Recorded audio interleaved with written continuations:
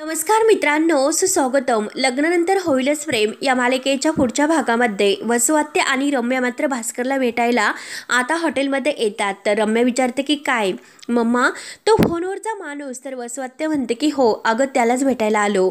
तेव्हा भास्कर खुश होऊन त्या दोघींकडे पाहत असतो.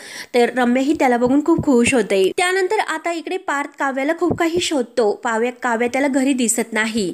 तेव्हा मात्र आता तो काव्या करत असतो. तर मालिनी तेथे येते. मालिनी विचारते की काय रे?